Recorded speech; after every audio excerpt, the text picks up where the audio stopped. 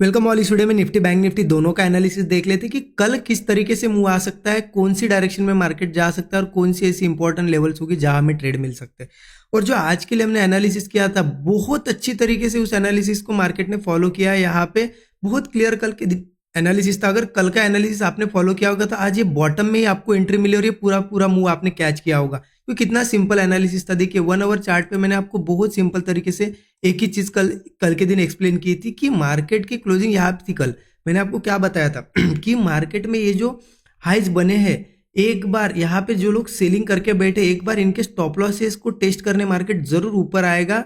तो यहाँ पे कल के दिन हमने देखा था कि अगर गैप अप वगैरह होता है तो हम कॉल ही लेंगे। ये ट्रेंड लाइन पे मैंने मार्क करके दी थी, फिर से मार्क करता हूँ आपको सो दैट समझ में आए कि हमने कल क्या डिस्कस किया था। ये ट्रेंड लाइन भी मैंने आपको मार्क करके दी थी और क्लियरली बताया था कि मार्केट अगर यहाँ पे इस ट्रेंड लाइन के ऊपर, ये लेवल भी हमने डिस्कस की थी 24,300, अगर इसके ऊपर ओपन होता है और यहीं पे सस्टेन करता है तो हम बुलिश ट्रेड लेंगे। अब ये 5 मिनट चार्ट पे आपको समझ में आएगा। देखिए 5 मिनट चार्ट ओपन करता हूँ। देखिए बहुत ही क्लियर हमने कल क्या डिस्कस किया था कि यहाँ पे ये लेवल थी 24,300 के आसपास।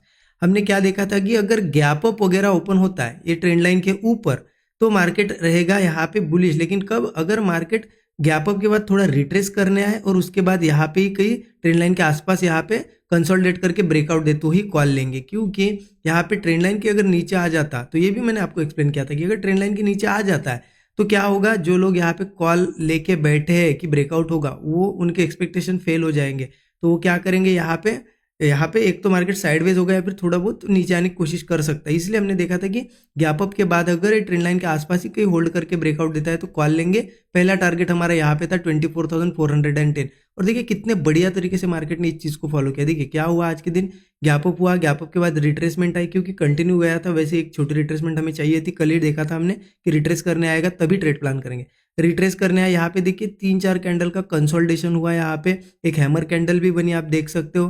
कंसोलिडेशन भी मिला, कोई भी आप सेटअप पे मतलब हैमर पे भी ले सकते थे या फिर कंसोलिडेशन का ब्रेकआउट जहां मिला यहाँ पे ट्रेड प्लान कर सकते थे। यहाँ पे हमारा एक टारगेट था 24,410 और आप स्टॉप लॉस के हिसाब से देखोगे ना, इजीली आपको 1:3 के ऊपर का टारगेट मिला है।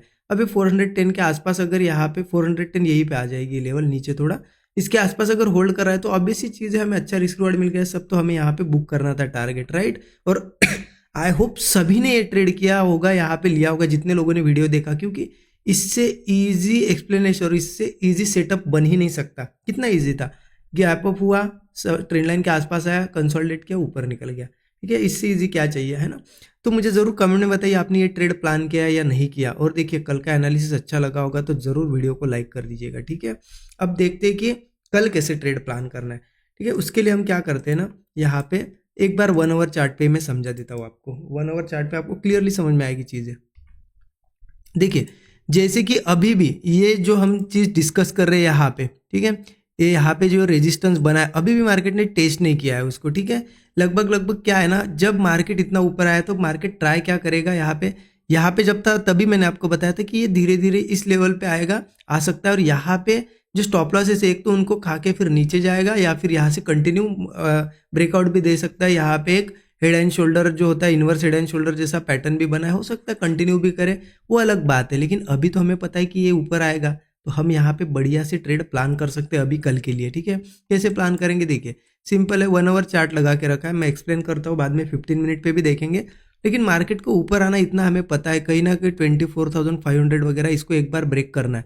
तो हमारे लिए बेस्ट अपॉर्चुनिटी क्या होगी, मार्केट एक तो यहीं पे ओपन हुए, थोड़ा नीचे आए। ठीक है, चलो 15 मिनट पे बता दो। यहाँ पे आपको बहुत बड़ा चार्ट दिख रहा होगा। देखिए मार्केट में हमें पता है कि एक 24,500 के आसपास तो मार्केट एक बार ऊपर आएगा। तो इसके लिए हम क्या कर सकते हैं ना, कि एक बार अगर मार्केट यही कहीं फ्लैट ओपन हो, नीचे आए थोड़ा सा, ठीक है, या फिर मार्केट गैप डाउन हो, तो बहुत बड़ी अपॉर्चुनिटी होगी। क्योंकि देखिए क्या है ना, मार्केट को भले ही ऊपर जाना है लेकिन यहाँ पे भी एक थोड़ा सा मार्केट में वीकनेस आ गई है, क्योंकि कंटिन्यू जा रहा है ना, रिट्रेसमेंट कोई खास की नहीं है। तो हो सकता है कि अगर ज़्यादा ऊपर जाना हो तो यहीं पे रिट्रेस कर ले और फिर चला जाए। ठीक है, अगर ज़्यादा ऊपर नहीं जाना होगा तो मार्केट थोड़ा ब्रेकआउट दिखा के फिर गिर भी सकता है। इसलिए अच्छी अपॉर्चुनिटी यही होगी कि यहाँ ओपन हो या गैप डाउन हो, थोड़ा हमें नीचे के साइड मिले।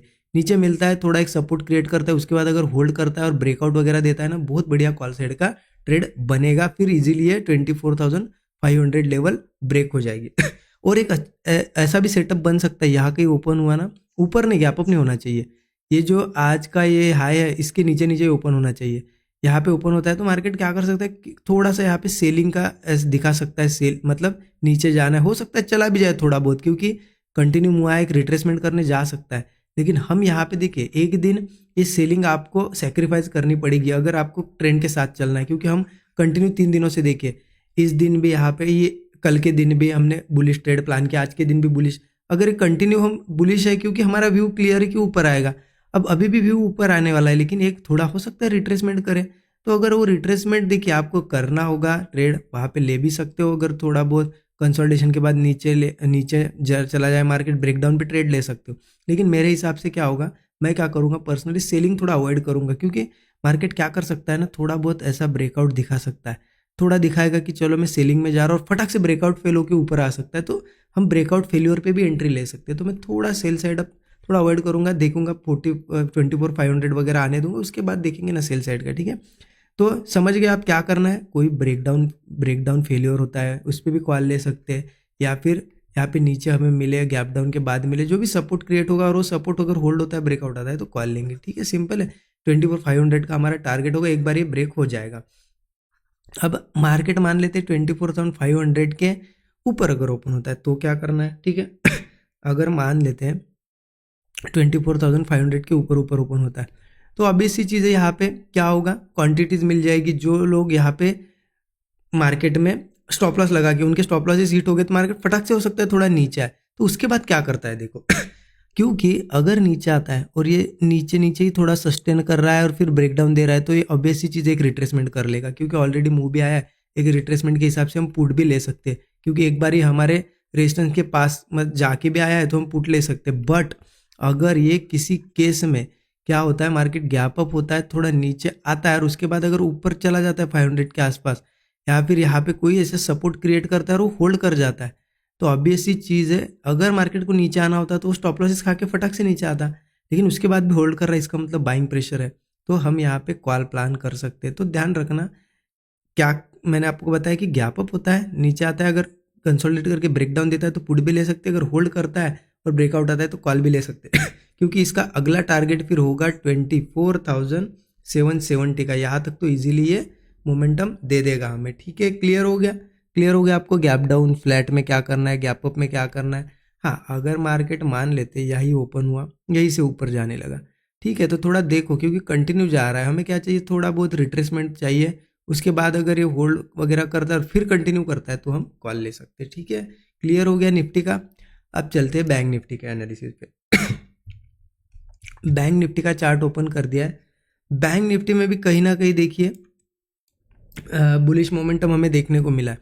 अब बैंक निफ्टी का भी कैसा है, बैंक निफ्टी भी निफ्टी जैसा ही है। बैंक निफ्टी में भी यहाँ पे एक रेजिस्टेंस है, कहाँ पे 52,800 के आसपास यहाँ पे रेजिस्टेंस, इसने भी ये रेजिस्टेंस टेस्ट नहीं किया, तो यहाँ पे भी सेम हम निफ्टी जैसा ही प्ले कर सकते हैं। अगर यही कहीं ओपन होके नीचे आता है या गैप डाउन भी मिलता है तो बहुत अच्छी अपॉर्चुनिटी होगी हमारे लिए कि मार्केट सपोर्ट क्रिएट करे, और सपोर्ट क्रिएट करने के बाद उस सपोर्ट को होल्ड करे, नीचे ना ब्रेक करे, होल्ड करने के बाद ब्रेकआउट आए ऊपर, कॉल साइड की एंट्री ले लेंगे, फिर ये 52,800 वगैरह एक बार मार्केट टेस्ट कर लेगा या ब्रेक कर लेगा। ठीक है, हाँ, यहाँ पे भी वो सेटअप बन सकता है। देखिए अगर इस लेवल के आसपास ओपन हुआ, सस्टेन किया, ब्रेकडाउन बनाने की कोशिश की और ब्रेकडाउन फेलियर हो गया, तो ऐसे में भी हम कॉल ले सकते हैं। ठीक है, मैं सेलिंग थोड़ा सा अवॉइड कर रहा हूँ क्योंकि रेजिस्टेंस टेस्ट भी नहीं हुए, एक बार मार्केट ऊपर आ सकता है इसीलिए।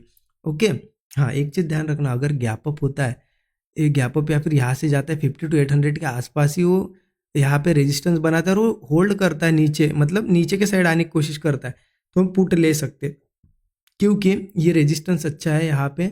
मार्केट में वैसे भी देखिए अब स्ट्रेंथ कम हो रही, धीरे धीरे धीरे, अगर यहाँ से भी धीरे धीरे जाएगा और एक हाई बनाएगा और वो ब्रेक नहीं कर पाएगा ना, तो एक अच्छा मोमेंटम मिल सकता है। 52,800 के आसपास से अगर नीचे आता है तो हम पुट ले सकते हैं। ठीक है, क्योंकि 52,800 अगर एक बार ब्रेक हुआ, मान लेते हैं मार्केट ने गैप अप किया या फिर यहाँ से गया, एक बार 800 वगैरह ब्रेक हुआ, इसके ऊपर सस्टेन करता है तो ये कंटिन्यू कर सकता है ये मोमेंटम। ठीक है, और मान लेते थोड़ा अच्छा बड़ा गैप अप अगर हो गया, तो ध्यान रखो मैंने जो बताया वही चीज़ें, कि गैप अप हो गया तो थोड़ा करेक्शन करने दो। करेक्शन के बाद करता क्या है, क्योंकि करेक्शन के बाद अगर ये सपोर्ट क्रिएट करता है और फिर होल्ड करके ऊपर निकलता है तो कॉल साइड का ट्रेड बनेगा। अगर ये होल्ड करके अगर ब्रेकआउट नहीं दे पाता है, ब्रेकडाउन देता है, तो हम पुट भी ले सकते हैं। यहाँ पे रेजिस्टेंस के आसपास गैप अप के बाद अगर नीचे आने के बाद जो भी बनेगा सेटअप, क्योंकि ऑब्वियस सी चीज़ है। देखिए मैं आपको इसको लॉजिक के साथ एक्सप्लेन करता हूँ।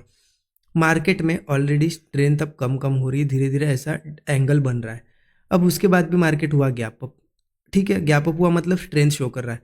उसके बाद वो रिट्रेस करने आया। अब रिट्रेस करने के बाद अगर मार्केट होल्ड कर जा रहा है और होल्ड करके ब्रेकआउट भी दे रहा है, इसका मतलब क्या है कि अभी वापस ये जो स्ट्रेंथ आई है कंटिन्यू कर रही है, तो कॉल ले सकते हैं। लेकिन अगर गैप अप के बाद भी ये होल्ड कर रहा है और धीरे धीरे नीचे नीचे ही आ रहा है और कोई ब्रेकडाउन बना रहा है, इसका मतलब क्या है कि ये एंगल तो पहले ही वीक है, उसके बाद भी गैप अप के बाद इसका मतलब सस्टेन नहीं कर रहा है। सस्टेन करता और ब्रेकआउट, सस्टेन करता तो ब्रेकआउट आ जाता, ब्रेकआउट नहीं आ रहा है मतलब ये सिर्फ ऊपर थोड़ा होल्ड किया है और नीचे आएगा, ये वीकनेस दिखाएगा।